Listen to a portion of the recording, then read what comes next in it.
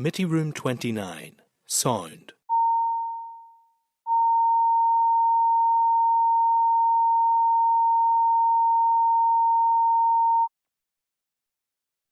Committee Room 29, Sound.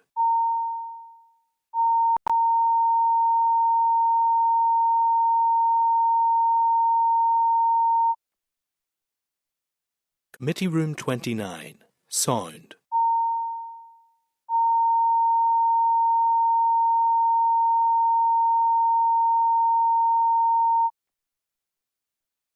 Committee Room 29, Sound. Public session.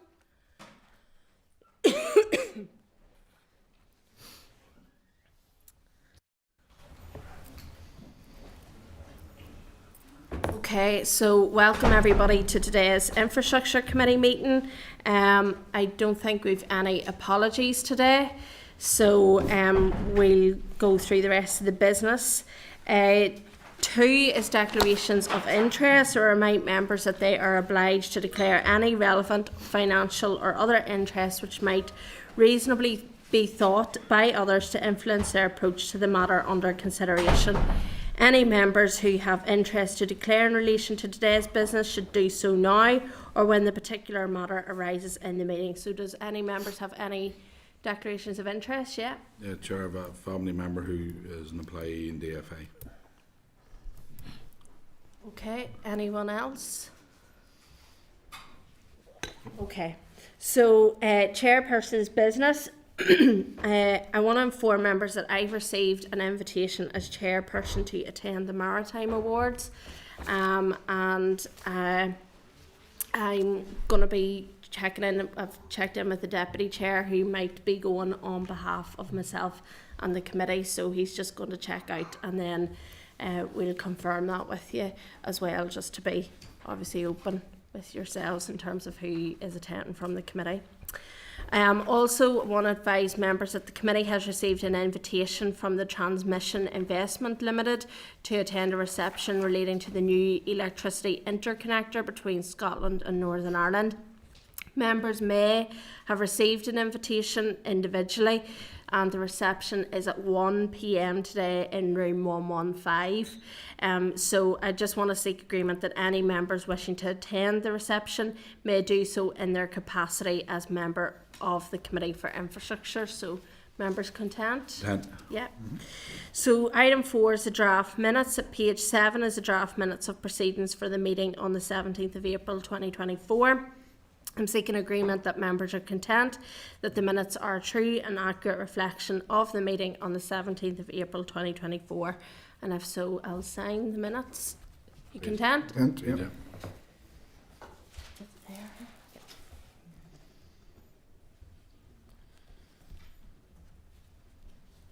Okay. Matters arising at page 12 is the matters arising from the meeting on the 17th of April 2024.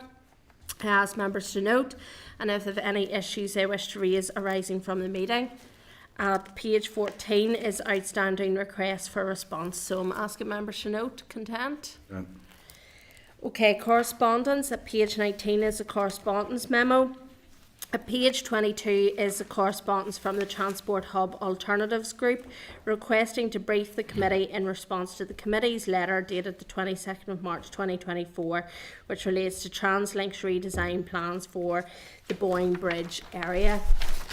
I advise members that the correspondence also refers to concerns that the group has that TransLink was afforded the opportunity to address the committee whilst THAG was not. So we obviously need to seek a wee bit of agreement on this. I understand that local MLAs are aware of this issue. I'm also aware that local MLAs are actually working alongside this group and are working alongside to make sure that there is something in place in relation to the Boyne Bridge. So I just wanted to point to that to let the committee know. So the purpose of the evidence session with TransLink was not obviously specifically about the Boyne Bridge. It was about wider TransLink issues that we had, and we're obviously getting an initial briefing. But in that, obviously, I did ask a question just at the end in relation to this issue because we did have correspondence from them. So that's why it was raised. So I think maybe, they have raised about road safety issues and pedestrian crossings and one thing and another, but I do think that this is maybe a localised issue, and as the committee will know, we have in the past referred groups like this where it's individualistic to the constituency to maybe get in contact with their local MLAs. So does any members want to add to that, or have there any suggestions in terms of how we proceed? Chair, just on your point, well, if local MLAs is working with the group, and if the MLAs are struggling, then go to the department or go to us, or go to, raise that up to higher levels if need be. But the MLAs can communicate with the department as well as we can. I think that's probably the best avenue. And I think it's worth pointing out that a consultation process did happen in 2015, and plans were submitted based on the best option for passengers, regeneration, protection of the heritage of the area. So, there was a process that was in place in relation to consultation with the public. But are members content that we go back to the group, just stating again what happened at committee, the questions that were asked, answered, and then point them to their local representatives to take it forward? I would support Keith's suggestion, Chair, to be honest. Yeah. Okay. Is that all right? You're content with that? Yeah. Yes. Okay. So item 7 is sorry. I just want to seek. Sorry, there's other correspondence there. So you'll see in your packs, there are the remaining actions on the correspondence memo. So, just seek an agreement that all are content with that. Yeah. Okay, so item 7 is Department for Infrastructure with the pre-legislative scrutiny for the water, flooding and drainage bill. At page 60 is the clerk's memo of oral evidence, water, flooding and drainage bill, Department for Infrastructure. And at pages 68, 74 and 127 is the written evidence from the Department for Infrastructure. At pages 4 to 58 of your table of papers is the correspondence from the department providing responses to the consultations on the bill. And I advise members that individual consultation responses have been provided in the format of an Excel spreadsheet. This was therefore issued to members in a separate email. And I'm just seeking agreement that the evidence today is recorded by Hansard. All content with that? Okay, so welcome to the committee, and today we have Alison Clydesdale, Director of Water and Drainage Policy Division DFI, with Julie Ann Dutton, Water and Drainage Policy Division DFI, and Ryan Robinson, Water and Drainage Policy Division DFI. You're very, very welcome to the committee today. Alison, good to see you here again today. And we're looking forward, obviously, to getting into nuts and bolts of pre-legislative scrutiny on some of the bill that's going to come forward to the committee and assembly in due course. We obviously do have some of the written evidence already, so if you don't mind, if you can keep your comments to 5 minutes or so, and then we'd like to come to members to ask some questions as well. So I'll let you present to the committee. Thank you. Okay, thank you, Chair, for inviting us here to brief the committee this morning on the outcome of DFI's public consultation on the policy proposals for a water, flooding and sustainable drainage bill. I'm joined this morning by my colleagues Julie Ann Dutton, who is the Head of Water Policy and Legislation Team, and Ryan Robinson, who is Head of the Flooding and Drainage Policy Branch. This proposed bill seeks to amend existing legislation, namely the Water and Sewage Services Order 2006, to help reduce pollution in our watercourses, strengthen our resilience against extreme weather events such as drought and flooding, and introduce more sustainable and environmentally friendly solutions to manage our water resources and help reduce and mitigate flood risk. The public consultation ran for 12 weeks from March to June 2022 and included 9 policy areas. 30 consultation responses were received, and I would like to acknowledge the contribution of those individuals and organisations who took the time to help shape our policy development. There was widespread support for the majority of the policy proposals, and we are now therefore seeking to take forward 7 of those policy areas for inclusion in this new bill. You obviously have the detail of those areas in your briefing document, but just to summarise, they cover additional activities to be included in a hosepipe ban, an enabling power to introduce arrangements and guidance for sustainable drainage systems, which is often referred to as SUDS, which should help make SUDS the preferred means of dealing with surface water, a power to adopt pre-1973 private drainage infrastructure where it assists the operation of Northern Ireland Water's network. It is hoped that this may help mitigate flooding or damage to the environment. A power for Northern Ireland Water to better deal with misconnections, registration of adoption agreements in the statutory charges register, putting the Homeowner Flood Protection Grant Scheme on a statutory footing, and some technical amendments following EU exit. All of these policy areas largely relate to improvements in processes for Northern Ireland Water, improved ways to help reduce flood risk, and improve protection of the environment from pollution. While the responses have been extremely positive, as I said, we did note some concerns around 2 of the proposals, namely providing Northern Ireland Water with a new power of entry to carry out works beyond laying of pipes, which could include the construction of sustainable drainage systems, and the proposal to allow for compensation arrangements for landowners to facilitate longer-term adjustments for storage of floodwaters. We have taken these concerns on board, and both these proposals will be revisited at a later date, and therefore it is not proposed to include these policy areas in this bill. In relation to the first policy area we're not intending to include in this bill, the powers of entry for Northern Ireland Water, the concerns there were largely raised around ownership and maintenance of SUDS. However, we believe that the powers that we are proposing in this bill in relation to SUDS will need to be developed first, actually, to deal with the responsibilities around ownership, liability and maintenance. This then would allow us to refocus this policy to facilitate Northern Ireland Water constructing SUDS in agreement with the landowner once a SUD framework would be in place and developed and approved. In relation to the second area not proceeding, the compensation power for long-term adjustments to facilitate flood storage, from considering the consultation responses, we believe further research and cross-departmental engagement will be required around the types of agreements and perhaps legislation provision that may be needed to facilitate longer-term natural flood management schemes and shape the policy in this area. In the absence of ministers and under the powers provided by the Executive Formation Act, the Department began initial engagement with OLC and drafting of clauses is underway. Following the Committee's consideration of the proposals today, the Minister will then seek executive agreement to the final policies and hopes to introduce the bill before the end of the calendar year to enable the Assembly scrutiny of the bill to commence. I hope that's helpful, and we're happy to answer any questions you may have. Thank you very much. We appreciate you coming to committee today to talk about this. Could I just get more detail just in relation to the withdrawal of policy proposals 2 and 8? So you've said there in relation to the SUDS that would need to be dealt with first.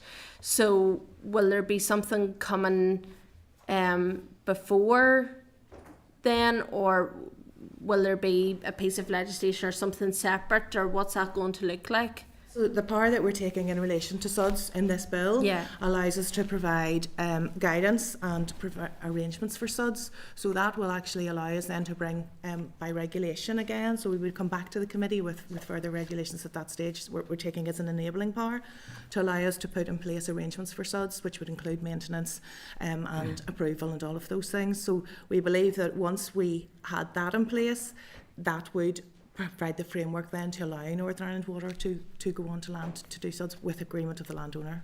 Okay, so just then 2 and 8, really what you're saying then is you need further development of those 2 policy proposals before anything else comes forward then on them? Well, in relation to the SUDS one, we think the further development will actually take place as part of this drafting process. So once we have this drafting process and this enabling power, then that will give us the power to move forward on SUDS and provide that approval framework that isn't there at the moment. And that in itself then will help Northern Ireland Water in terms of going into land to do SUDS if that's required. Okay, and then obviously we know budget position is tight. I'm interested to know, Northern Ireland Water saying, they don't have enough money to do at the minute. What is on their current agenda? So what assessment overall has the department taken in terms of the costs and savings to the department, and what that will look like for Northern Ireland Water in any proposed bill that comes forward.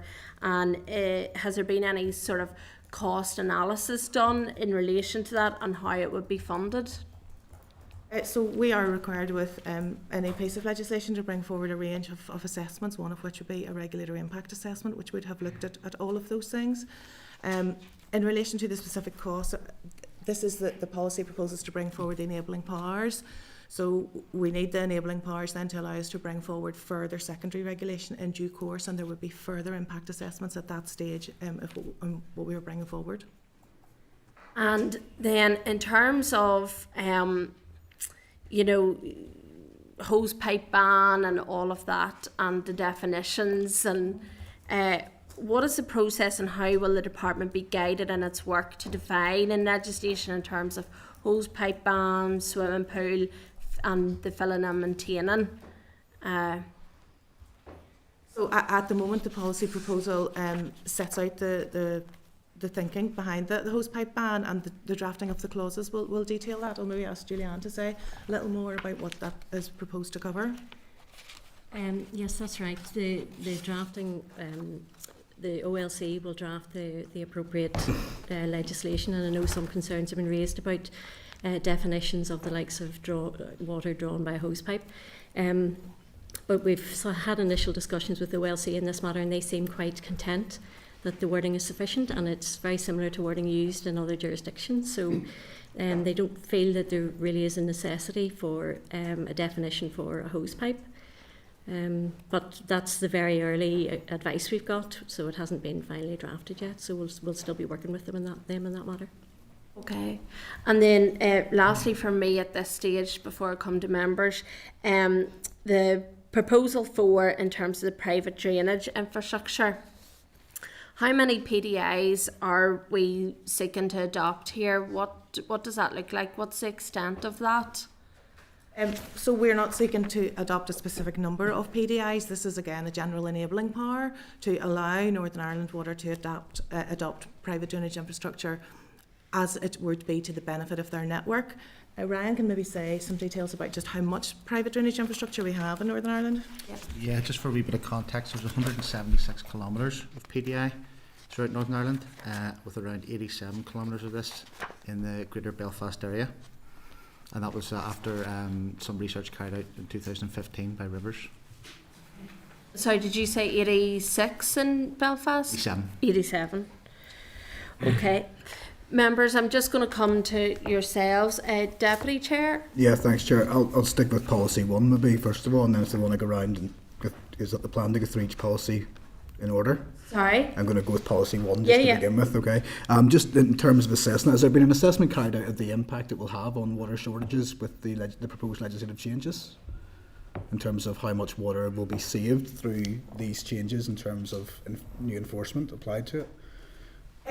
So no, this policy intent is to manage water supplies in times of primarily drought. If you remember in 2018 there was a hosepipe ban enacted, and it didn't cover all of the areas that we're proposing that it would cover now. So this policy is about managing water shortages really. Yep. And ensuring that in a time of high demand or drought that there is enough water supply. Yeah, no, I appreciate that. What I'm trying to get my head around is, has there been an assessment carried out when these new measures are applied, extending the hosepipe ban, how much water will be saved by them?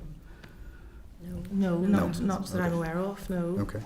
In terms of policing and enforcement then, I'm just curious to get a feel for how NI Water will be able to police these additional powers, and also then what enforcement provision would be in place as a result of them if people broke the bans.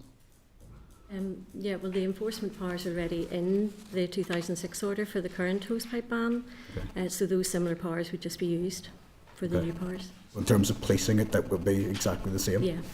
And is there a plan then to extend the definition of hosepipe and what that would look like?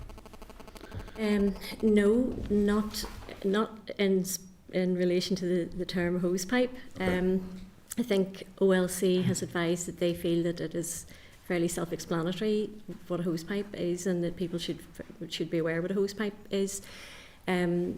it doesn't stop people using watering can for watering certain plants and things like that. So they'll still have access to things like that, but it's just where they would be using substantial amounts of water through a hose pipe or a power hose or those types of things.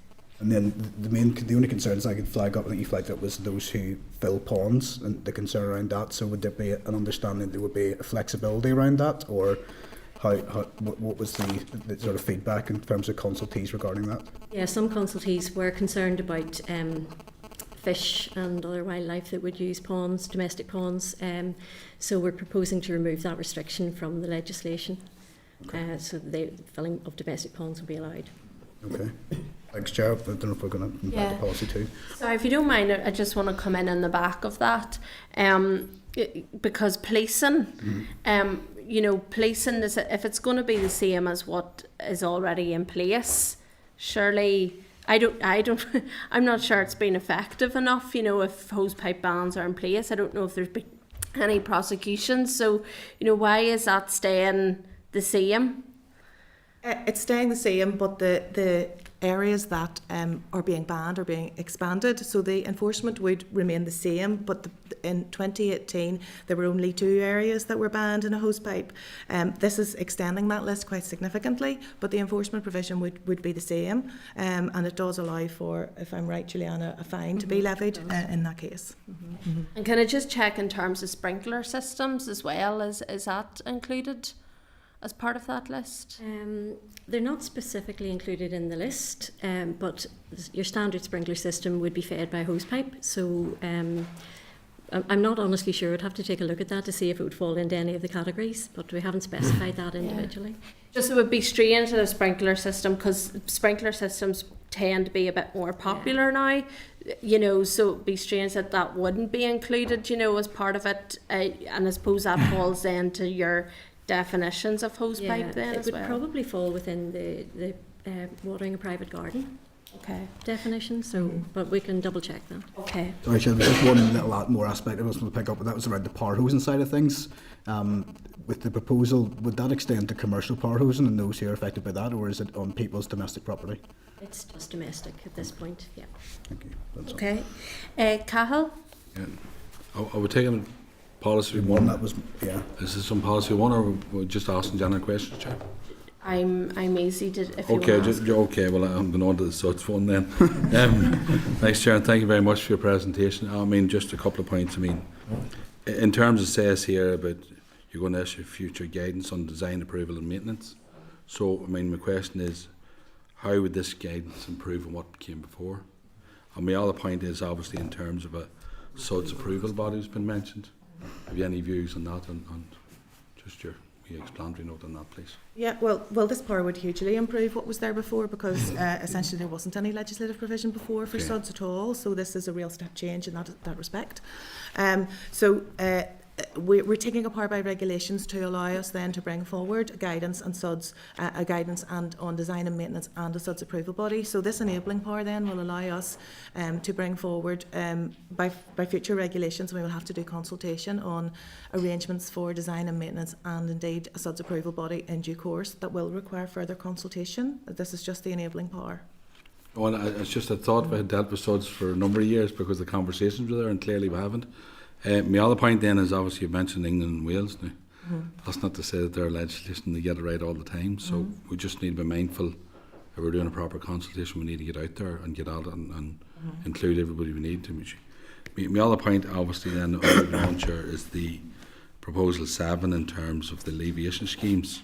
Could you expand a wee bit on that there in relation to the eligibility criteria on how that's all working out and who's getting it, who's on the flood alleviation scheme at the minute, and how we can change powers to support some groups and some houses and some developments, because you've seen what's happened over the last number of months there in terms of, so just expand a wee bit how this is going to impact and benefit. Okay. Sorry, is this the homeowner flood protection Yeah, grant yeah, scheme? and flood protection stuff, yeah. The flood protection grant scheme. Yes, well, so the flood protection grant scheme to date has been a pilot study using experimental powers under the drainage order. So the proposals here are to bring forward this on a statutory basis. So that will mean that we will need to bring forward further consultations on what a final scheme would look like and what the criteria would look like as part of that consultation. So I'll remain that. Danny's some other questions. Okay. Before I come to Danny, Mark. Thank you, and it's just on the policy 7 too, on the homeowner flood protection grant scheme. You know, you're saying further consultation will obviously be required to place the scheme on a statutory footing, but at this early enough stage, I suppose, have you any ideas or around how eligibility might change or anything like that? No, we wouldn't have. We would have to consult with our Rivers colleagues at that stage. So the pilot scheme has been very successful and very well received. There's relatively low numbers of applications. So Rivers will be doing a post-project evaluation which will inform a consultation going forward. It's been successful, but there are relatively low numbers of applications. That to me seems that it's probably not as successful. And my, I suppose, experience would be that to victims of flooding that it has been quite onerous. I'd also suggest the involvement in any new legislation of social landlords. So this is a homeowner flood protection grant, but I've seen tenants of social housing excluded from it, and there seems to be a lack of engagement from the housing executive and others, which is barmy, because we want this not just to this would protect the people's homes, of course, but also the public purse. Yes, well, there's on average 20 applications per year on average since 2017. So it just to remind you that the focus of the scheme is for homes that are subject to 1 in 25-year flooding events and who are not part of a wider flood alleviation scheme. That is the current criteria for the pilot scheme. So is it not twice in the past 25 years they've to be flooded? 1 in 20. Was it? 1 in 20. I think they had to be. Well, has that been revised since the initial pilot then? Because I think it was they had to be able to demonstrate having been flooded twice. Yes, 2 or more occasions in the So- last. But it's a so flooding it's not- event that happens every 1 in 25 years, but flooding on 2 or more occasions. Yeah. So a 1 in 25 that event can twice. confuse people. Yes, They have 1 in to prove 25 that- year that event it can twice. be a 1 in 25 Yes. year event. Twice. But it's happened twice Yes, in the past that's it, 25 that's it, years. yes. And that could have been twice in the past 3 years. Yes. You know. Yes, no, it's a 1 in 25 year event that has happened twice. Yes, no. That will all be revised as part of the criteria when we consult on that. And we would be working, it's Rivers who actually administer the scheme, so we work closely with them on this. So there will be a consultation on that. Carol, you'd indicated there. Do you want to come in on the back of something? Just that a Mark- little bit on this in this section here, Chair. I mean, obviously NAW is a key stakeholder in this, and could you comment on what engagement you've had so far with NAW in relation to this provision here, this On the proposal? homeowner flood protection grant Yeah, scheme? yeah. So this is a scheme that is operated by Rivers. Right, okay. Rivers work closely with Northern Ireland Water, and they have had some discussions with them, but this is a departmental policy to protect homeowners. No, 100%. All I'm saying, we need to make sure that everybody's involved in it to get the right, you know what I mean? So everybody plays their part, but that's okay. Just want to ask Northern that. Ireland Water did respond to the consultation and were supportive of it. Okay, and we'll play a part going forward in the future. Absolutely. Yeah, okay, thank you. Okay, thank you. Danny. Oh, thank you, Chair. Mine is a policy 9, the proposal, the removal of the power since Brexit. I'm just wondering what impact there has been from the removal of these powers and what are the benefits of reinstating them.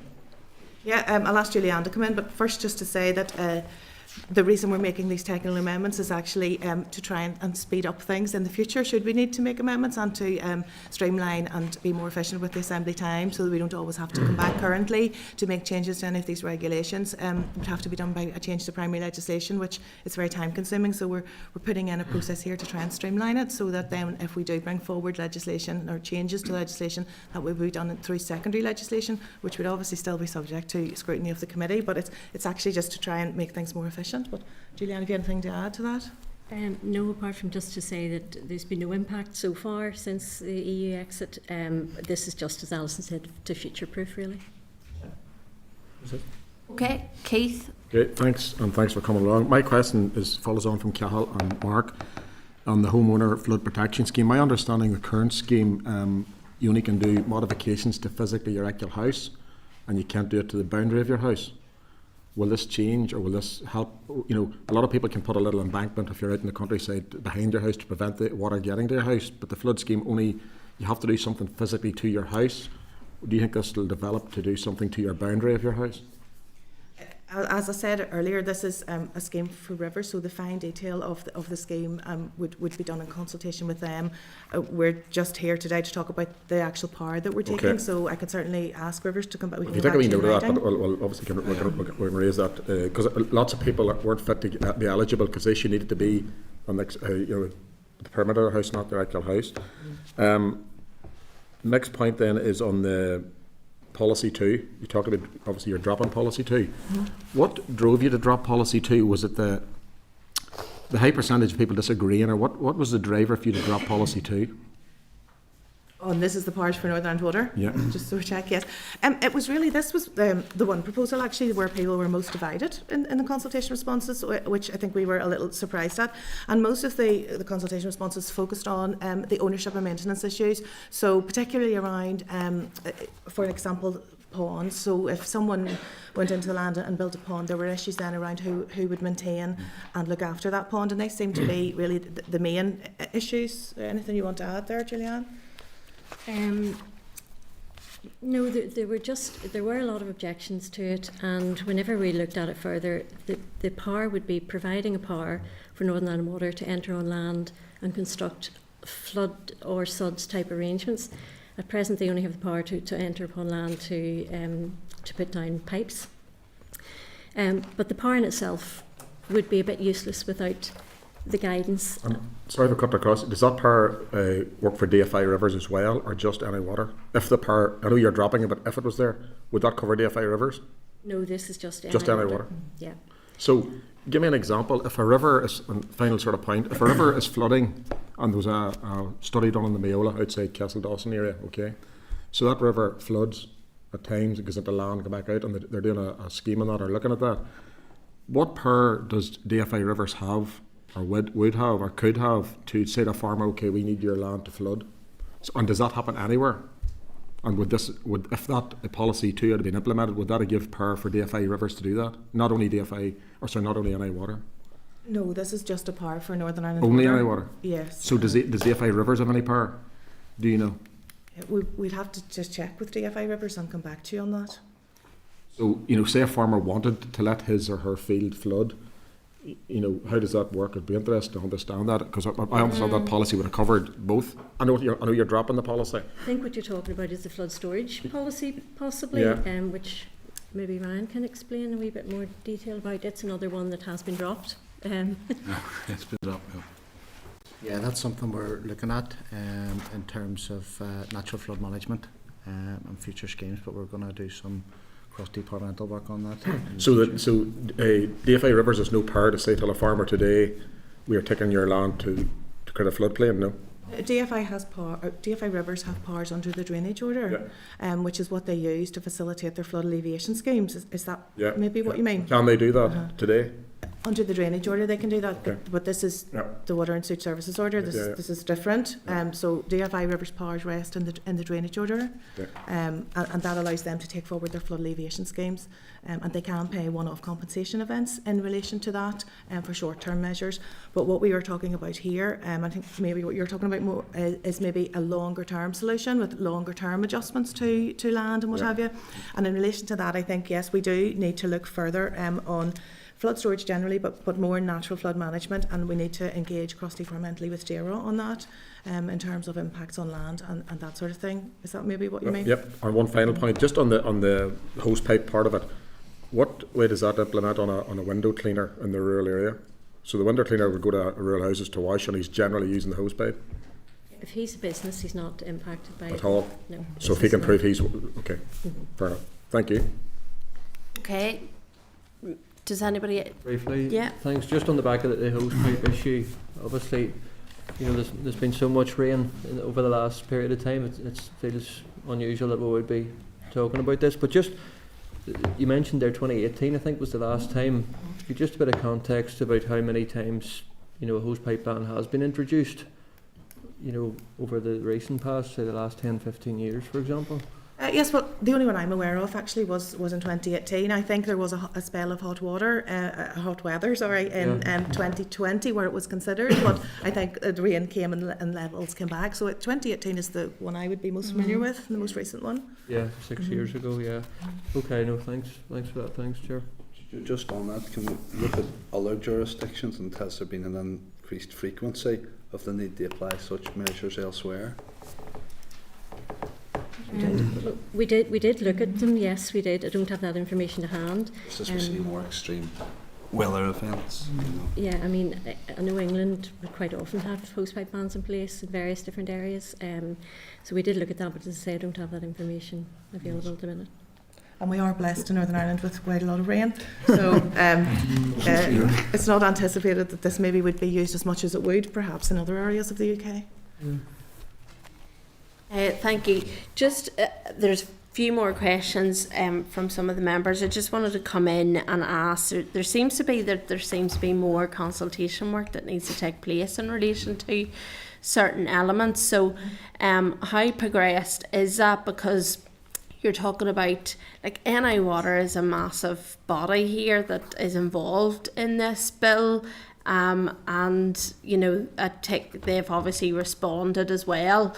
They've raised some concerns with some of the policies that they may have, just in relation to SUDS and one thing and another.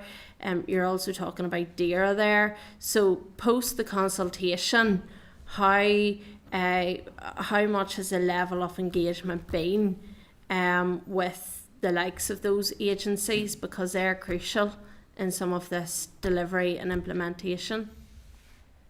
So no further consultation is required on the 7 areas that are going ahead. Further consultation would be required if we're coming back to you with secondary legislation in relation to some of those areas, and we believe further consultation is required in relation to flood storage more widely as part of a natural flood risk management. So we've started some early engagement with DAERA on that to look at all of the impacts across flood storage. And as we are working through the draft clauses, we will be liaising with Northern Ireland Water and the ones that affect them directly. Okay, so for example, policy 3, the proposal in relation to SUDS, NI Water, so 86% of the respondents had raised concerns about liability, ongoing maintenance, ownership of soft SUDS post-construction. And then NI Water referenced the need for SUDS approval body, stating that it would be premature to promote legislative change, particularly within the Water and Sewage Services Order 2006, without confirmation of DFI's position on the nature and remit of the SUDS approval body. Can you point to any of that today? Any consideration that the department have made in light of what NI Water's comments have been in relation to that? Yes, we this power that we're introducing at the moment is only an enabling power to allow us to make future regulations.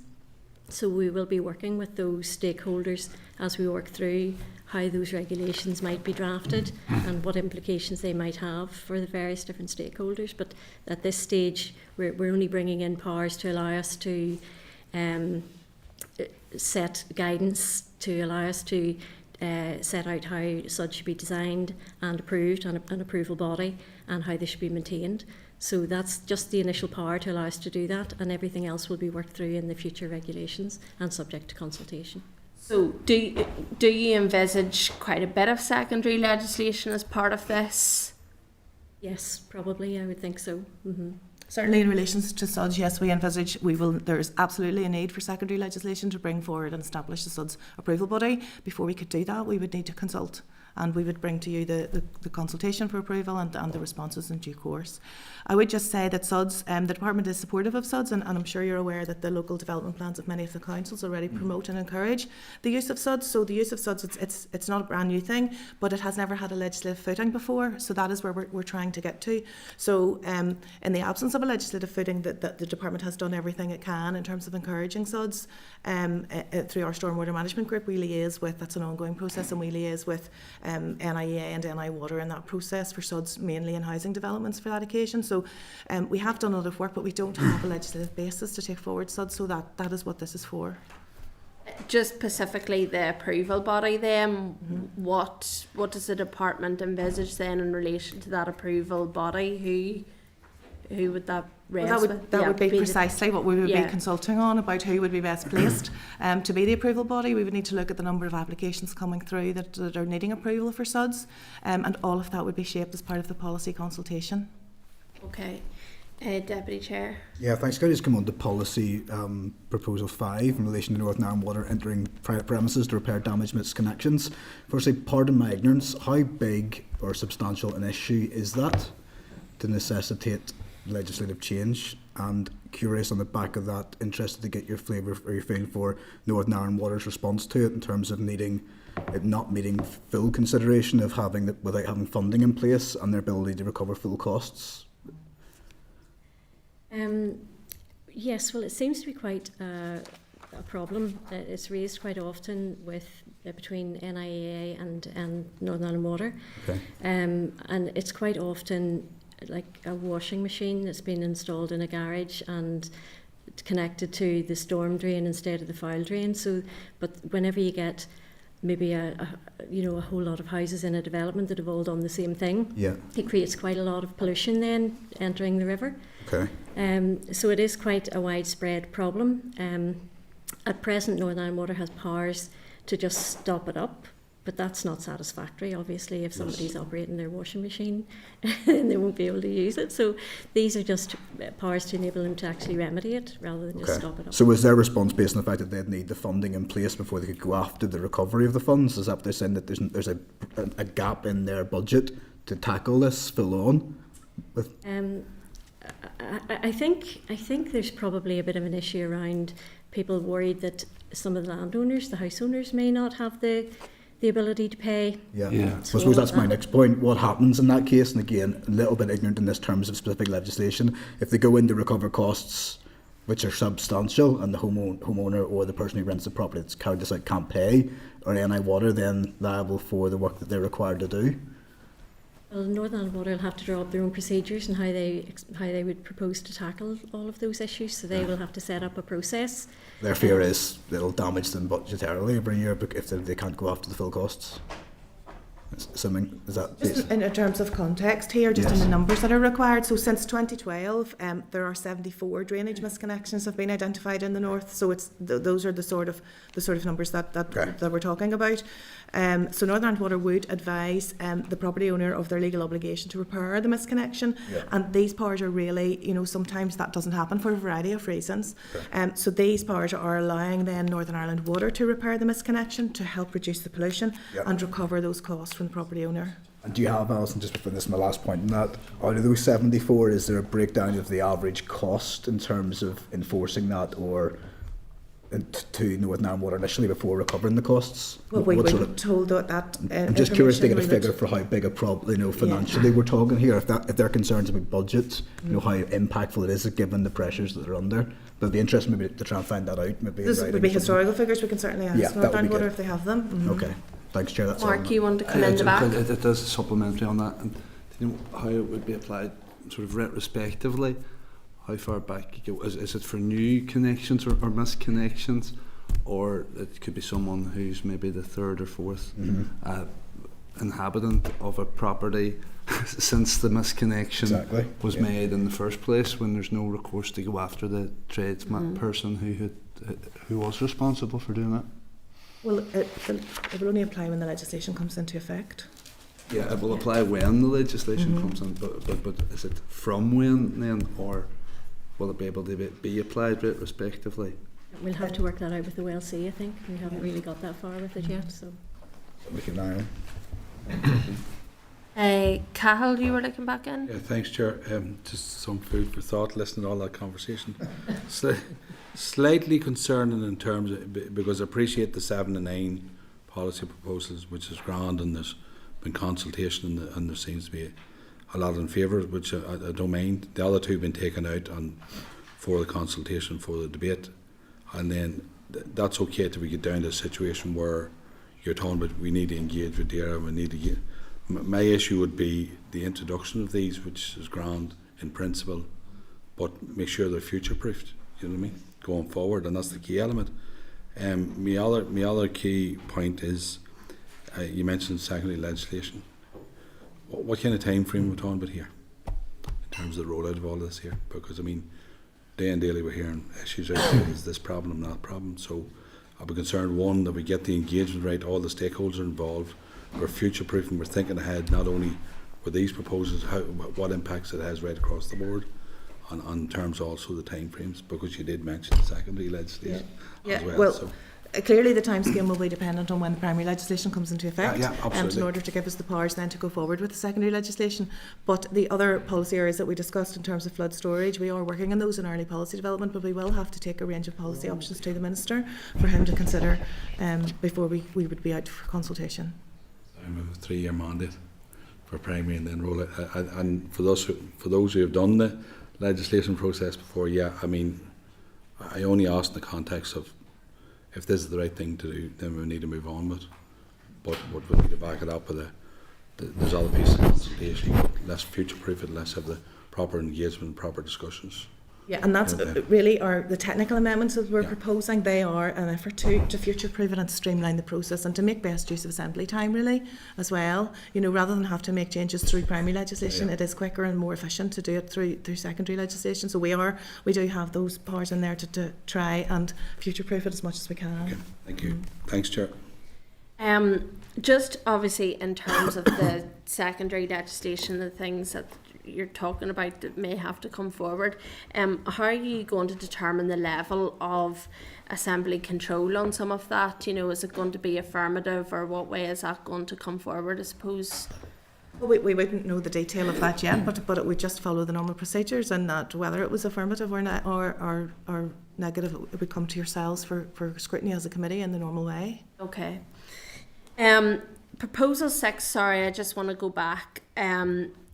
There's obviously, prior to the establishment of Northern Ireland Water in 2007, Water Service had the power to register Article 161 and agreements in the Statutory Charges Register. This, I'm just thinking about the administrative costs to Northern Ireland Water.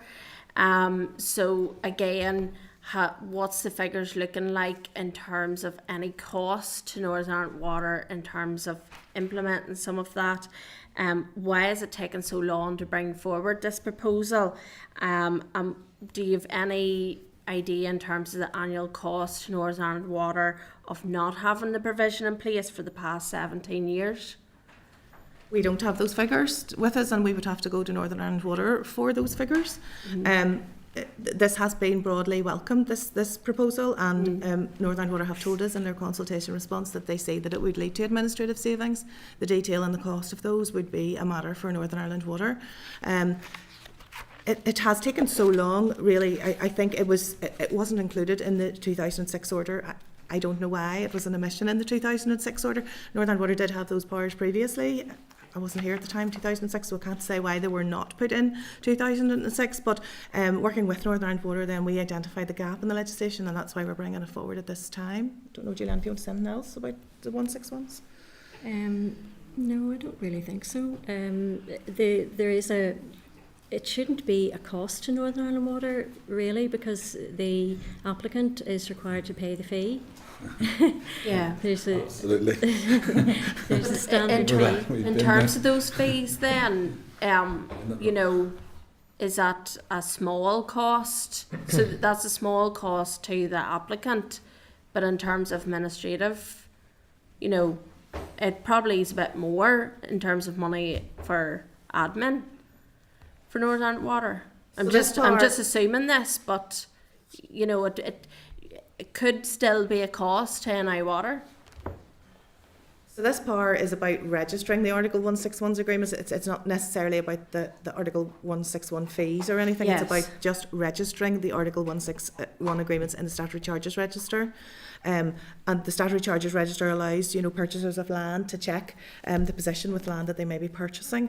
Northern Water have told us that they anticipate there will be administrative savings. We don't have the detail of that. We can ask for the detail of that for you and come back to you. It just in terms of, I'm just interested because 17 years is quite a long time. I'm guessing that Northern Ireland Water have flagged this up before with the department in the course of 17 years. Well, I haven't been in the department for 17 years, so I don't know. I can't answer that. Sorry. It has been talked about in the past. It's just this is the first available opportunity to bring it forward in a bill. Well, at least in my time. Yeah. Okay. Does members have any other questions? No, not right now, Chair. You're content for now? Well, you're written 17 years to put that question. Here from NI Water.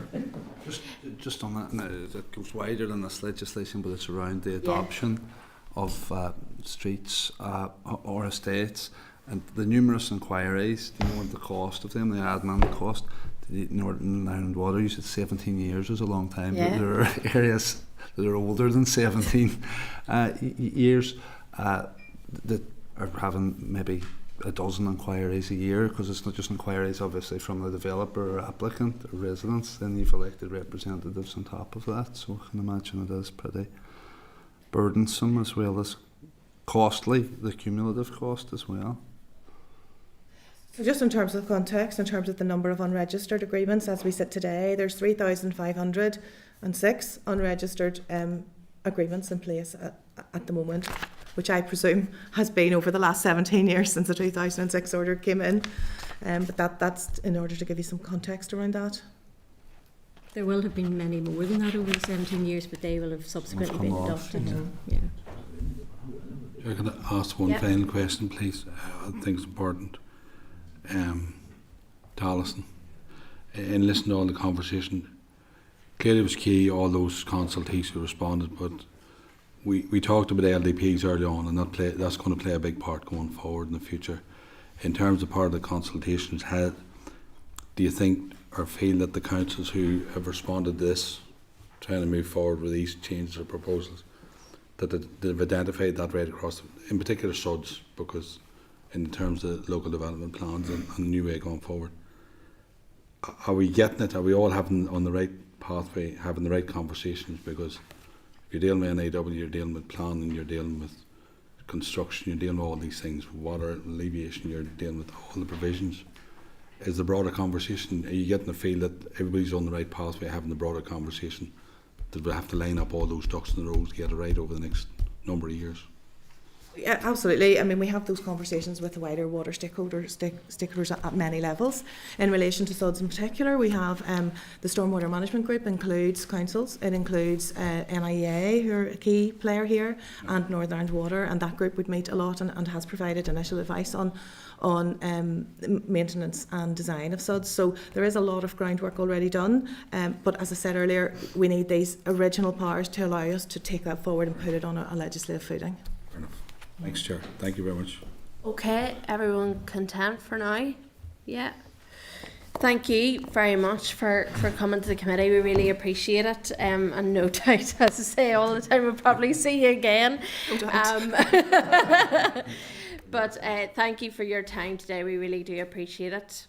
Thank you. And members, just if there's any other questions, we will obviously submit them as well to yourselves, and we'll look forward to some of the other evidence coming back as well, things there that you've mentioned. So thank you. Thank All you. right. Thanks.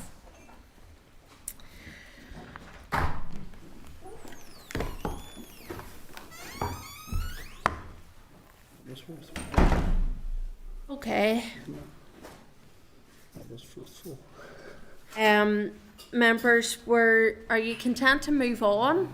Yeah. Yeah. Yeah, I think it'd be useful now to move on. So Item 8 is Northern Ireland Water pre-legislative scrutiny water and flooding and drainage bill, and at page 159 is the Clerk's memo, Northern Ireland Water pre-legislative scrutiny water flooding and drainage bill. At page 165 is the written evidence, Northern Ireland Water's response to DFI's consultation on the water flooding and drainage bill, and I'm seeking agreement again just that the evidence is recorded by Hansard, if you're all content with that. So we're welcoming to the committee today to Mark Ellesmere, hopefully I've pronounced that right. Oh yes, thank you. General Counsel and Company Secretary, Northern Ireland Water. We have John Burke, Senior Lawyer, Northern Ireland Water, and we have Jerry Lawler, who's the Head of Development Services, Metering and Billing, Northern Ireland Water. You're very, very welcome to the committee today. We're really looking forward to hearing some of your evidence, obviously on the back of DFI. And just the same as, apologies, we've a bit of drilling work. There's a bit of construction working already on we've started there. Sorry, we'll just pause maybe for a wee minute. Wi-Fi connections, Charlie, doing the next door. Yeah. I had it for like 4 hours the other day. Obviously, they think we're in the chamber today. That was the. Take a break, guys. I think that's us now, maybe. Apologies about that. No problem.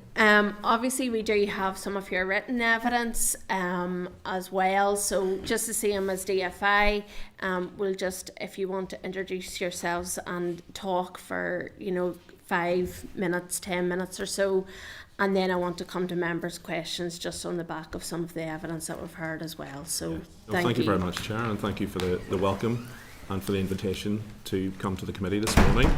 I'm not sure I'll be able to talk for 5 minutes. I think you'll have seen, obviously you referred to our response to the consultation back in 2022. In a nutshell, NI Water is broadly supportive of the policy measures, but subject obviously to seeing more detail and the detail of the proposed amendments and the actual provisions that will come through in due course. I suppose it's important from our perspective that we try and check that there are no unintended consequences arising from the new legislation, and particularly where NI Water is to be given new powers or obligations, we must make sure that the company is in a proper position to discharge them properly. And obviously there's a focus for us on our customers, serving the customers. As I said before, it's at an early stage from the company's perspective, but broadly supportive, and we do work closely obviously with our departmental colleagues and share information and so on. So I don't really have a lot more to say by way of introduction, Chair. Thank you. That's grand, no problem at all. As you hear, members are quite keen obviously to get into the nuts and bolts of it. Really my question is more or less the same in terms of DFI, in terms of the costings, and I suppose it's quite difficult at this moment in time to work that through, but I'm sure from a Northern Ireland Water perspective you will have some concerns or maybe some questions and queries in terms of how some of it will be funded with some of the powers that will be granted to the likes of yourselves. Would you like to comment more broadly on that? Well, I think, Chair, again with the caveat that it is at an early stage, I think our broad concern is just that, in terms of if we're to be given additional obligations or responsibilities, we obviously want to make sure that we can meet those and that we are in a good position to meet them from a cost perspective. Mm-hmm. And have you done any modelling in relation to what that might look like for yourselves? Just obviously we're talking about PDI, SUDs, all of that. Is there any types of modelling? Because obviously we it was pointed to in terms of some of the figures in relation to what we may be looking at for particular elements. So what modelling may have taken place from yourselves? I'm not aware, Chair, at the minute of modelling that we that we've done, but I can certainly take that away and come back to you on that. I'm not sure, Gary, if you're aware of any modelling around the SUDs. Yeah, so with the SUDs piece, we've been doing a wee bit of work to see how other regions manage their SUDs, and there's a number of different options around that. It's not necessarily always the water utility that actually adopts and maintains the SUDs. It's in Wales, for example, the SUDS approval body sits under the council, and for each development that goes to the SUDS approval body, the developer has to submit how he plans to maintain that SUD and fund that SUD over the lifetimes of the development, and that falls under the SUDS approval body, which falls under the council. So Northern Ireland Water is extremely supportive of SUDs. It's absolutely the right thing to do. There's a whole host of environmental benefits and potentially cost benefits as well. But I suppose our concern with SUDs would be any additional powers to Northern Ireland Water and any assumption that Northern Ireland Water will adopt and maintain SUDs without understanding the funding around that. So just on that, on the SUDs and the approval body, obviously, you know, we talked there in the last session about the concerns that NI Water might have in relation to the absence of an appropriate SUDS approval body. Do you want to comment on that yourselves as well, in terms of, you know, you've pointed to councils having it. Is that best practice? You know what? No, that's just one example from Wales. Yeah. In England and Scotland, it's slightly different. So Yeah. different regions have different methods of managing the SUDS approvals body. And I suppose what we're saying is that detail still needs to be worked out with the department. We'd like to understand a bit further how the department plans to manage the SUDS approval body. Okay. Just in SUDS law. Always at the one-liners. Hope not, mate. Policy proposal 2 was obviously withdrawn. And do you have any views on why the department has decided not to proceed with that proposal? Don't, Chair? No. Yeah. No, I don't. We did. You'll obviously have seen our feedback to it. Yeah. Yes. Yeah. Okay. And then in terms of proposal 1 and the hose pipe ban, and the powers around water in private gardens and washing private cars, etc. The policing of that in terms of an NI Water point of view, we heard in the last evidence session that really the policing will remain as is. As is, yes. So Northern Ireland Water do quite a bit of work, you know, whenever it is times of, and we can point them out because they're very few and far between, times of very warm weather here in Northern Ireland. Do you think that that's effective enough? Would you like to see more powers in relation to that? I don't think so, Chair. I think the enforcement powers are probably set at the right level. Okay. And from our perspective, and John can maybe come in and add to this, from our perspective, obviously enforcement in terms of fines would be a last resort. Mm-hmm. It's got to be proportionate. Our main aim during those times of high demand and or drought, our main aim is to conserve water. Yeah. So if by the threat of enforcement we can achieve that, that's more than effective. Okay. And Yes. certainly not an intention to make a cottage industry out of levying fines against members of the public. So I mean, certainly prosecution would be a last resort. Yeah. And a warning letter, certainly in the run-up to what we call maybe a demand surge event or a water shortage possible event, we would do a lot of marketing, not marketing, but sort of advertising, promoting water conservation, basically. And we do find, because we're monitoring supply and output, we can see the impact sometimes on those campaigns where we do notice a drop in water usage. But certainly the threat of a hose pipe ban, the threat of a prosecution on the back of hose pipe ban may encourage some people not to. There was some talk about policing. How do we police it? We basically rely on people telling us, as we did the last time, my neighbour, the best one was the ex-husband who was blaming his ex-wife for using her hose pipe. So what we would have done on those occasions was simply just gone out and just spoken to the people. And that's what you sometimes have to do. Look at what you're doing. You're not being considered here. Think of other people. We're all trying to have water for our breakfast, for our dinner. Let's do what we can to save water. And that's what we're trying to do, basically. What the proposals will do is bring us into line with basically England and Wales, what they call the temporary use bans. It defines other areas. The current legislation is very limited. Watering a private garden or washing a private car, that's it in a nutshell. That's all we're permitted to ban under the current legislation, whereas England and Wales since 2010... Sorry? Paddling pools? Paddling pools are not currently within the legislation, but in the temporary use bans, as in England and Wales, they are part of that. And I think the proposals, if we're looking to mirror the England and Wales system or the list of things that can be banned, it would be included within that. Filling it with a hose pipe doesn't mean you can't fill it with a watering can, but this is where it becomes, yeah. And that goes into the whole policing piece. Who's going to phone? Well, people may well do phone and say, my neighbour's got a big paddling pool here and he's filling it every morning, as did happen in 2018. In fact, the likes of Lidl and others were selling mega paddling pools, which in fact we estimate it would have taken a third of a tanker of water to fill. We can't stop people selling those paddling pools. What we're asking people is to be a little bit more considerate of others in terms of water shortages. Yeah,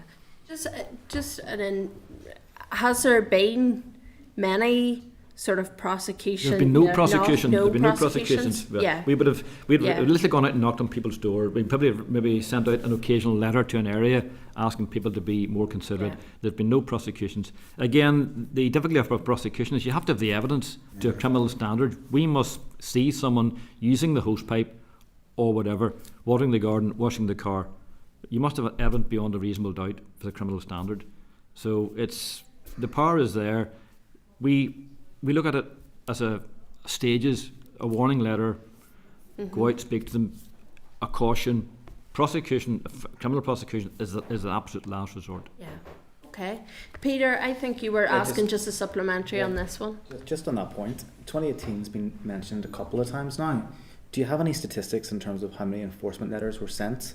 How many fines were issued? No fines were issued. So 2018, it was 2 areas in Northern Ireland, but there was no real intervention in enforcement. There was no prosecutions. There were no fines. Again, because someone will not get fined until they actually go to court. There were no real what was the engagement like in terms of that enforcement? I can make some inquiries, but certainly we would have had teams out on the ground, or water network distribution teams would have been out on the ground, and where they saw misuse would have knocked on doors. Where we had reports coming in, we would have again taken steps to visit those areas. We wouldn't have highlighted, picked on a particular householder. We would have gone into an area and just asked for, and there was probably leaflet drops and whatever. And we had our online campaign. We had papers in the campaign in the papers again to save water. So it was that type of campaign. We were not literally going out and say, you're using that hose and you should have been using that hose. Yeah. And we certainly didn't take any court action against anyone. And it was more around trying to influence behaviours rather than actually penalise people. Just before I come to the rest of I just want to ask around policy proposal 4, which is the private drainage infrastructure. So again, could you give some examples from yourselves in terms of the nature, location, size of some of the PDIs that have been adopted maybe by Northern Ireland Water in recent years, just so that we'll have an indication of what it might look like or what might be expected in the future as part of this? Currently under Article 159 we can adopt private infrastructure on 2 grounds. One, where you as the owner of the private infrastructure approaches us and asks us to take that on. Alternatively, if we approach you to say we want to take that on. My understanding since 2006 this has happened very, very rarely. Okay. I can make inquiries as to if we can actually get actual numbers. The the 2006 order limited that adoption of privately owned infrastructure. Anything post 1973, the proposal is to lift that 73 restriction. We would not anticipate that bringing with it huge numbers of applications. Again, I think what's critical to both the current Article 159 and any proposals is that for us to take it on, it must be something that's going to benefit our infrastructure, our wider network. And those are the criteria that are used currently. So if you approach us today asking us to take it on, we will assess that and what is the benefit to NI Water's wider infrastructure.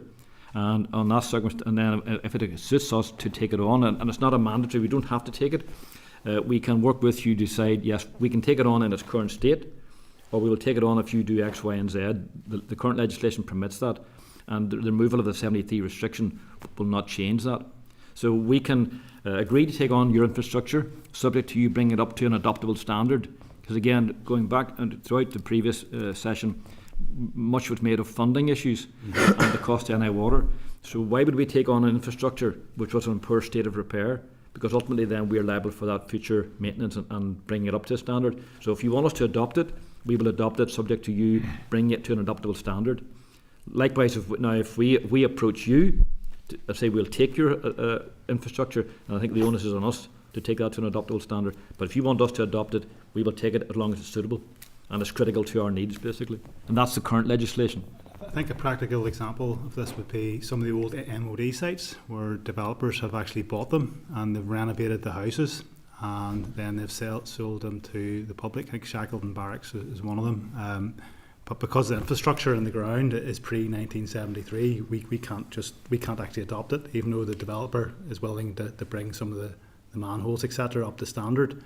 And we have been approached, but we can't actually adopt it because of the current legislation. Okay.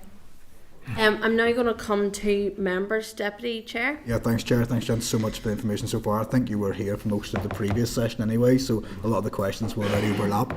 But from what I gather, it's cautious acceptance pretty much, with a few caveats thrown in. Just in terms of point one, and I think you've answered most of it, there really is, as far as I can see, then no real financial or logistical impact in any water. This seems to be extending through your ability to do what you do well through social media to promote social responsibility, which for the most part is adhered to in those rare occasions we have a hosepipe ban, and the public effectively are policing it by looking over each other's garden fence, as far as I can see. And it also gives them clarity as to what they can and can't do, whereas simply watering a private garden under the old legislation was very general. How do you define what's a private garden? So whereas the proposal is, if they're going to mirror the English model, clarifies paths, patios, etc., so that makes it easier for you as a householder to know what you can and can't do. Therefore, you're not going to fall foul of any potential ban.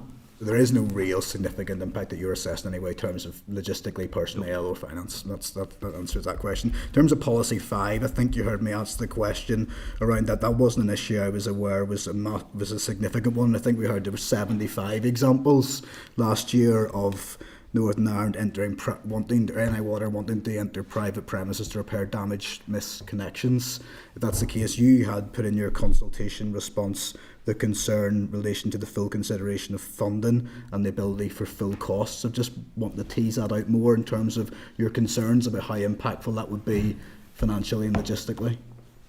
Well, certainly I was surprised, well, not surprised, I wasn't aware of any specific number. I can certainly, my understanding in terms of misconnections that are actually out there are certainly slightly more than 75.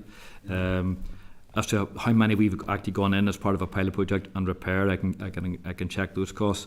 Under the current legislation, Article 166, where a drain or sewer has been what we call an unlawful communication, so it's a misconnection. The person who has done that, and I think Mr. Durkin made reference earlier to the third or fourth owner of the property. If you can identify who caused it, then that's the person who is under the current legislation, who's the person who may be prosecuted in the future. The current legislation, as is, allows us to recover from that offender, shall we call him, for want of how they're described in the legislation, the cost of doing so. The proposal, the suggestion that we can then currently go in, so we're allowed to go into any land to repair those circumstances. But or sort of to prosecute. But what the proposal would allow us to do is to actually go in and repair those. At the moment, we wouldn't have the power to go in and repair those. Okay. What we want the householder or the occupier to do is to carry out that repair. Yeah. But failing their refusal to do so, then the proposal would allow us to go in, repair that, and then recover the costs. And the current legislation allows us to recover the costs as a civil debt, basically, or reasonable costs for repairing those misconnections, basically. I think that was, thanks John, that's useful. I think one of the things Dave and I were going to come back to is on what those costs look like, because I've never been affected by that and no one's ever come to me. Do you have a rough idea? I've actually made a note based on the previous to make some inquiries, because I know we did have a pilot scheme where we're again trying to, based on working with the Environment Agency who were flagging up some of these misconnections issues, we will be working with them. We can certainly provide to the committee some details on the number of misconnections completed. Yes. And the cost. If there's an average cost per misconnection, I've made a note when I go back to deal. And in terms of where homeowners or those liable are unable to pay, it does just go through a typical civil debt process where... Well, that is obviously the big issue. If you can't pay, and there's not much point us issuing proceedings against what they call a man of straw. If you can't afford to pay, yes. Why would we then spend extra money going to court to be told you can't pay? Yeah. So yes, we'd have to look at how that is dealt with. Okay. In terms of area policy area number 6 then, the powers of Northern Ireland Water to register Article 161 in agreements and statutory charge registers. Just interested to get a feel for how impactful that not being in place to date has been on the finances of NI Water, and what estimated future savings would be as a result of that change, if you factored that in. I think Ms Dutton mentioned that in itself should be cost neutral to NI Water. Okay, there's an admin cost, which is always going to be an admin cost. Okay. The current application fee for Article 161 includes a cost towards the registration of those. So we have got that money held. Okay. So there's no additional cost to us. That's part and parcel of once you've paid your connection fee, that will include us registering that on your behalf. So there's no additional fee to you. The only other cost to us would be obviously the physical registering with the land registry. But we have obviously now got a backlog of those since 2007, 17 years, as has been mentioned. The reason the issue arose is that the previous legislation, the 73 order and the 92 order, contained the power for water service to register these what were called Article 17 agreements in those days, subsequently Article 161s.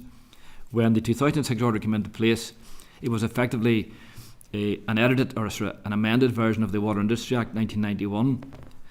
So the draftsman, when he was taking the English legislation and tweaking it to Ulsterise it, shall we say, statutory charges don't exist.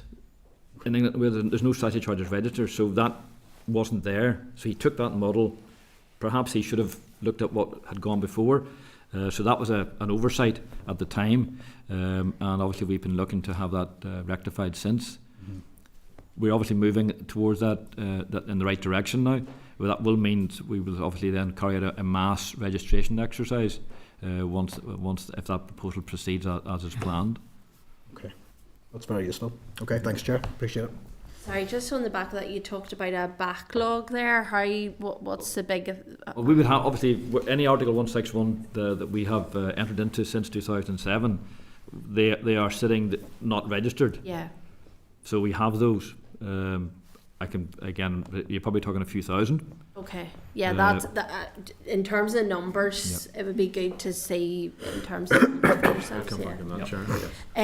On the back of that, yeah.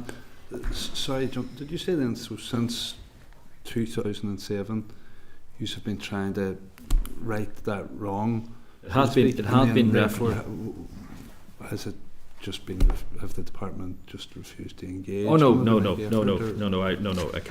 There has. I think there was an initial amendment in 2013 to the legislation which allowed I need to I'm not sure, hold on, I might even have the amendment with me.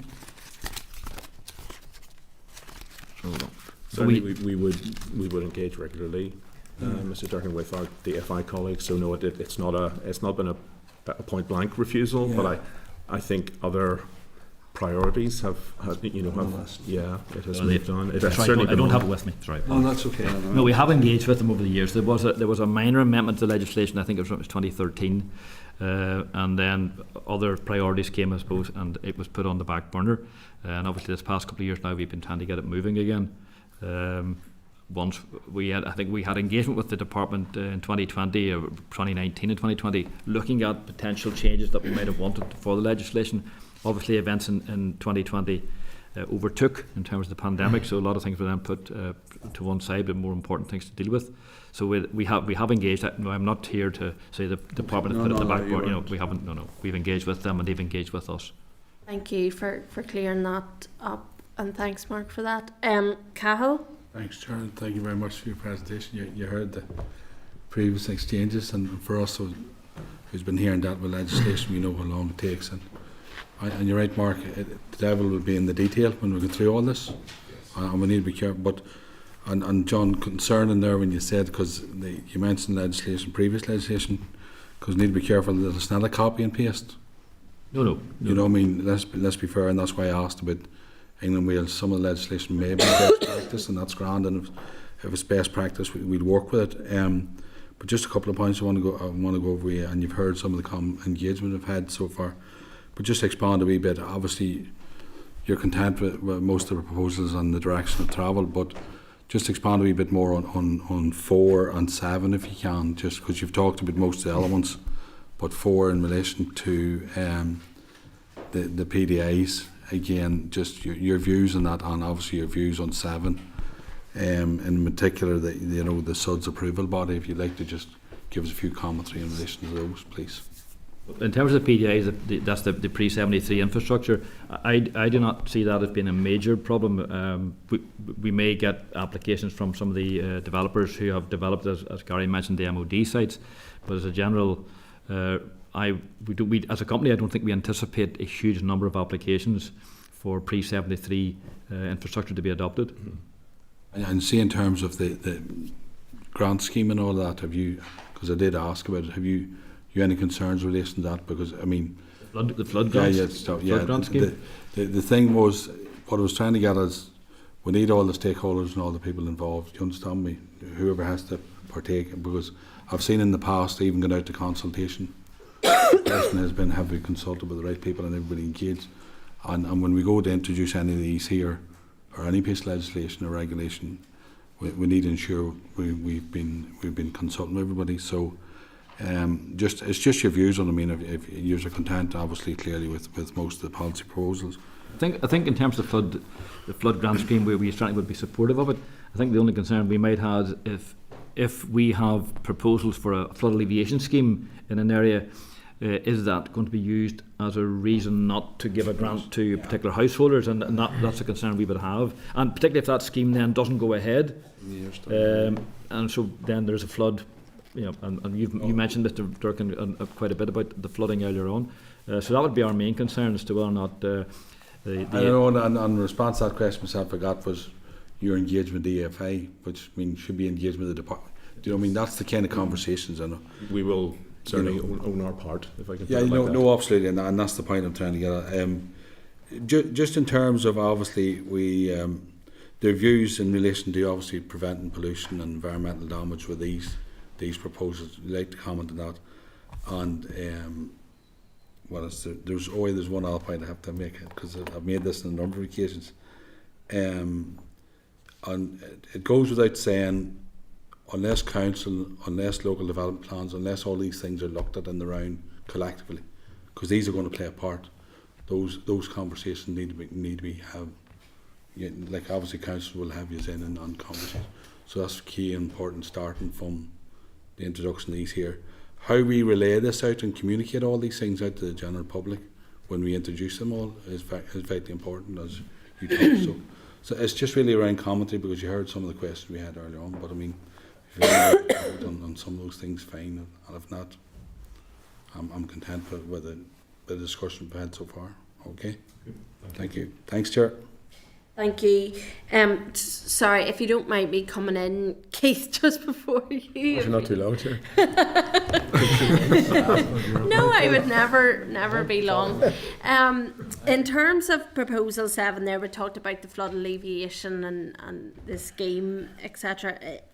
So you're supporting in principle, and Northern Ireland Water has requested involvement in any development of this provision, because it could alert, obviously, policymakers and things to risks associated with access to the HFPGS influenced by separate flood alleviation schemes. So I just wanted to check what is the level of involvement that you would like to see in relation to this? From a Chair, just from a DFI perspective. From a Northern Ireland Water Water point of view, what would be the level of involvement that you would want to see in influencing some of this? Well, I think we would want to be well involved in terms of exploring the view that we expressed in our response to the consultation. Yeah, and you said that you engage with Northern Ireland Water or with the department regularly. Yes. Has any of these discussions come up yet? Not to my knowledge, Chair. No, not to my knowledge. I mean, as I said at the beginning, we're from our sense, we're probably at an early stage in terms of developing policy. We're now, I suppose, at a point where we're about to get more involved in exploring our views with the department and with other key stakeholders. Yeah. With the SUDS piece, there's been a number of pilot projects that we have worked with the department and other stakeholders on over the last few years. So there has been quite a good close working relationship in terms of SUDS. Yeah, I noticed just obviously funding and clarity around that is obviously key. Sorry, we'll come to members now in a wee minute, but I'm taking a bit longer than what I thought. That's all right, Chair. Your prerogative. Your prerogative. I noticed in correspondence to the department in June 2022, you'd asked for further clarity and detail will be necessary in the context of funding and cost implications. So are you saying today that since June 2022, those still haven't, and I get we're still in early days here, but I take it that we still haven't had this clarity or discussions? We haven't, Chair, not in detail, no. Okay. Keith? Thank you, Chair. Sorry. My question relates around policy area 1, okay? And John, with regard to your comments on, the number of people fined for using the hose pipe, etc. Okay. So my question, I suppose, is if this was implemented tomorrow, is this going to have any effect on reduction of water usage in warm weather or hot weather? We would like to think so, certainly, because it's. But how? How? Yeah, because if today you've got a hose pipe, somebody's using a hose pipe today if there's warm weather, and you knock their door. And I appreciate it's all about education and getting people not to use. But if this was implemented tomorrow, how is it going to change water usage in warm weather? Well, I think it's going to educate people more and more as to what they can and can't do. Is it going to change it? Only time. I mean, I can't answer what people actually will or won't do. We hope certainly that if we can market this and highlight to people what they can and can't do in clear terms. As to and more clear than there is today. Yeah, because the list gives you literally two things: watering a garden, washing a car. If this tells you, there's no repercussion for doing it, even today or tomorrow if these is implemented. So I'm going to come up to another point. What is our water increase in Northern Ireland in hot weather? So say for example we're using X today, and the water you have a week of hot weather. What is our percentage increase? Do we know what that is roughly? I couldn't. As a guesstimate, is it a 50% increase? Is it a 30%? 30 to 40%. Right. So if I was in the south of England, different climate, what's their increase in hot weather? I'm not sure, but it's very. The point being, we aren't paying. Exactly. Yeah. So there's no repercussions for turning on my hose pipe. Mm-hmm. You know what I mean? Yeah. There's no financial implications for turning on your hose pipe. Yes. No.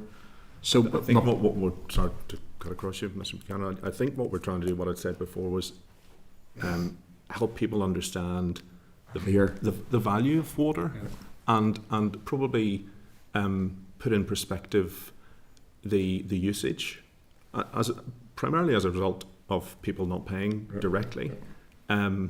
Because if we can make tiny inroads into that usage, that will be a big benefit from our perspective. Well, if you're in McDonald's and you lift a little ketchup on the way out to eat your chips, if you're not charged for that, you lift 4, but you only need 1. They're not banned now. No, but you know my point. There's no repercussions for people for using water in warm weather, so therefore they will do it. So this will help. Don't disagree, and it'll make clarity on what people can and cannot do. But the proof will be in the pudding. Will it change volume? Second point is policy area 4. You touched on so what does that relate to? Privately owned drainage, is that very much drainage under the ground? Yes. It's not open shucks or that type of thing. It's very much pipes. It's pipes, underground pipes. Okay, but it's not going to change the world dramatically, but it gives you the power that you referred to earlier. Yeah. Okay, so it's just back to that policy 1. I just, yes, it makes people crystal clear what they can and cannot do, but if there's no repercussion for them, the proof will be unless we catch them physically, and then we can prosecute them, but that's again a last resort. Okay, thank you, Chair. Thank you. Just regarding policy 8, which was withdrawn, I would like to sort of find out your view on the reasons why, because it was largely positive response, and obviously the department has decided to not proceed with the proposal. So could you maybe pinpoint, how you feel around the fact that the department has decided not to proceed, and then also the impact on Northern Ireland water resulting from the adoption of the proposal versus the impact of non-adoption of the proposal? I'm just familiarising myself again, Chair, with I think we'd link this back to policy area 2, John, as well. Yes. On the basis that we weren't the lead authority for surface water management. Yes. I think we had a sense, Chair, that it would be unlikely, I think I'm right, John, in saying, for us, for NI Water to enter land to actually do this. I'm talking about policy area 8, Chair, at the minute. So, sorry, Gary. Oh, yeah, that's right. Policy area 8 is really around enabling powers for the Department of Infrastructure. So it's more likely to be rivers as opposed to Northern Ireland water. Okay. Members, is there any further, Mark? Yeah, thank you, Chair, and thank you, gents. It's been very useful, I think. In terms of policy 5, there's been a bit of focus, I suppose, about how you want to ensure you're in a position to discharge the new powers, and we focused, I think, more on the powers of recovery as opposed to the powers of entry themselves, which one would have imagined have implications, not just financial ones, but other implications for staff. Has there been a few sought or obtained from staff or unions on that? And I'm thinking specifically in terms of powers of entering premises where the landlord has refused entry.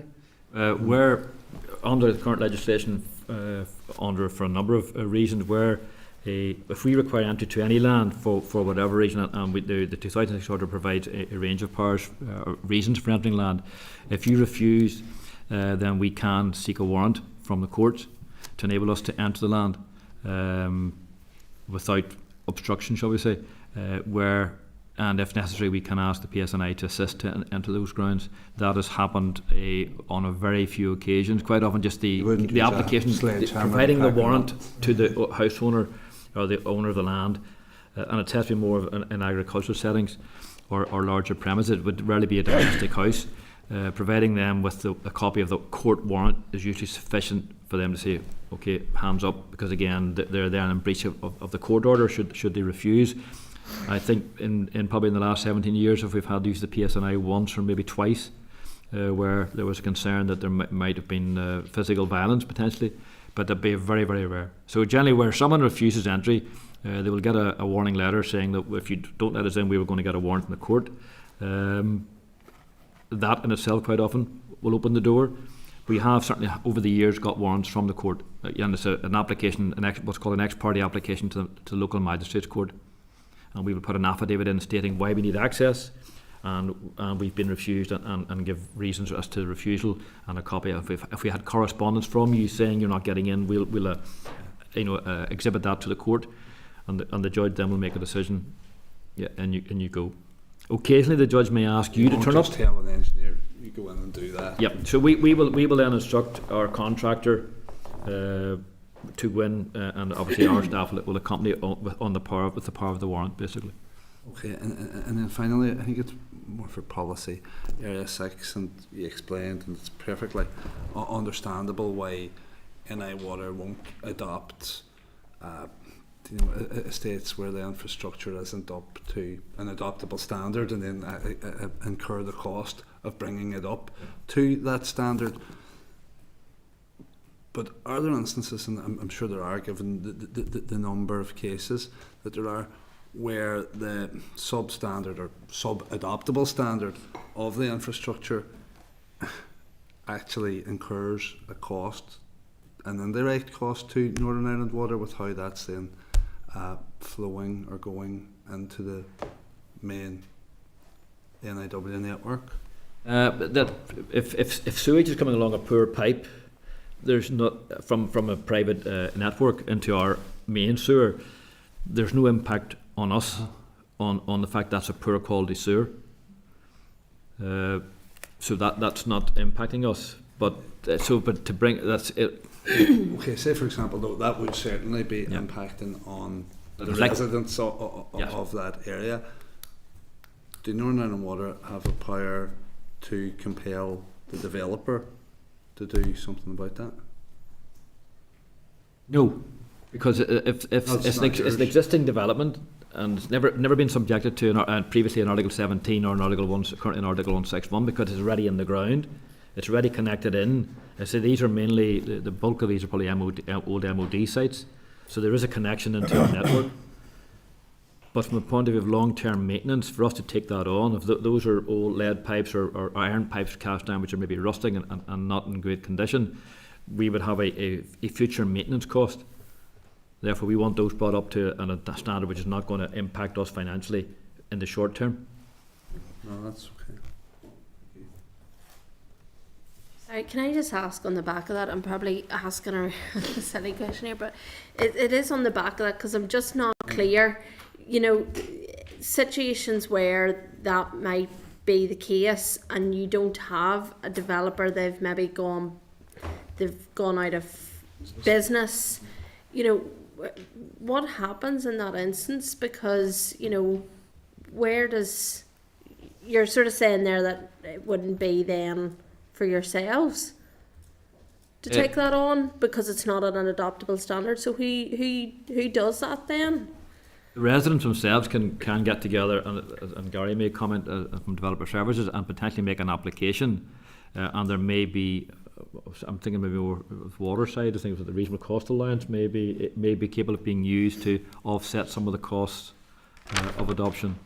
Yeah, I think we're probably stepping away from the legislation piece I know, in terms of P73, but what we're probably getting into is really around unadopted developments, where a developer has maybe constructed a new house and development, and he's potentially went bust or something's happened, and before he could bring them stewards up to an adoptable standard for Northern Ireland Water to take ownership. So that is an issue in some developments and in some areas. Northern Ireland Water aren't funded to bring that infrastructure up to standard. We would require funding elsewhere to be able to do that. There has been a number of examples where third parties have stepped in and provided that funding to bring that infrastructure up to standard to enable us to adopt that. But in general, it does actually fall back to the residents to resolve. Yeah. Okay. Coming back to the proposals, just on 9, I just wanted to ask you if there have been any issues experienced to date as a result of the powers being removed and expected benefits of the powers being reinstated. There haven't, Chair. No, Okay. not from our perspective. Okay. Members, do you have any other questions? Stephen? Thanks, Chair, and thanks, folks, for the presentation. Just on policy 5, just briefly, in terms of the misconnection issue, you'll have heard the officials earlier talking about, obviously it can be a small scale, washing machine in a single house, or if everybody does that, it can become a problem. Just an idea a bit more about the extent, of that problem and how big an issue is it, across Northern Ireland. Well, I've already agreed. I will come back and get some figures. Yeah. Certainly, the department, I think, mentioned that a number of was it 7 to 8 they talked about misconnections. So I think that's maybe an undervalue. I can certainly provide the committee with. This would make a difference then. Yeah, I mean, I think there are a larger number than 75 out there. Yeah. I think they said it was significant, but then it was 78, which well, maybe 78 is a low number. Yeah. Just on the back of that, Chair, based on obviously previous figures we had yesterday, banded a bit from NI Water and tonnage and all that, simply we just don't know. We don't know. I think in regard to pollution incidents or washing machines going down drains, we just simply don't know. And I appreciate the Minister's starting to put in some metering and all, but there's a lot of fingers pointing agriculture. But I've been asking questions through the Minister. They've been bounced back to say to go to NI Water. I've now come back to say no, that's up to you to answer me. We simply don't know. And it's interesting those figures yesterday, those tonnage figures come out. We simply don't know, and until we know that, then we'll know what problem we have. I'm talking about pollution. The CSO, more broadly. Yes, more broadly. I appreciate that's only part of it, the washing machines, but it's a big part of it. Your washing machine's not supposed to go down storm. We know that. It's part of it, but it's interesting that these figures are starting to pop up. Look, we do appreciate your time today to the committee, and we appreciate you giving us some evidence just in relation to, obviously there's still a lot of things that still have to be worked through in relation to that, and we get that, but it's good to have a briefing and an understanding, I suppose, very earlier on at the start of the process, so we appreciate that today, and there may be a few more questions that may pop up from ourselves, so we will probably be in touch as well, and we'd welcome obviously that extra information that you're going to go back and take a look at. We would welcome seeing some of that to the committee as well, so thank you very much. Thank you. Thank you. Thank you.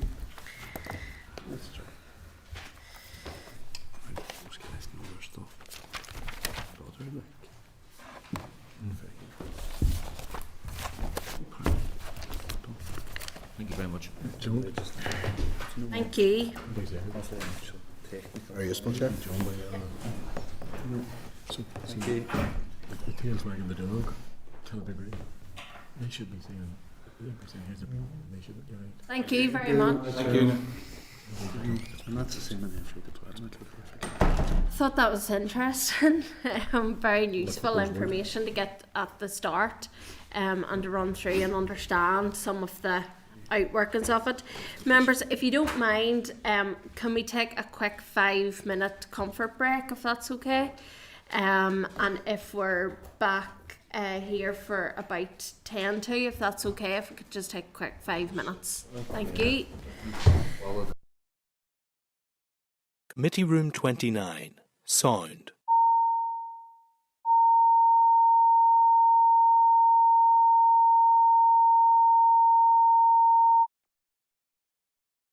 Committee Room 29. Sound.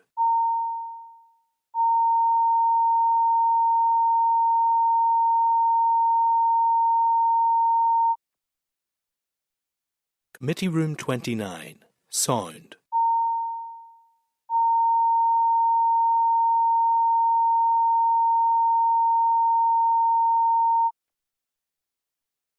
Committee Room 29. Sound.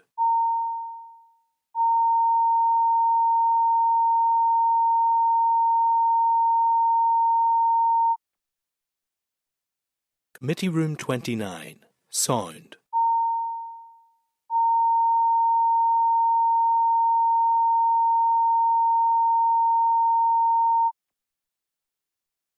Committee Room 29. Sound.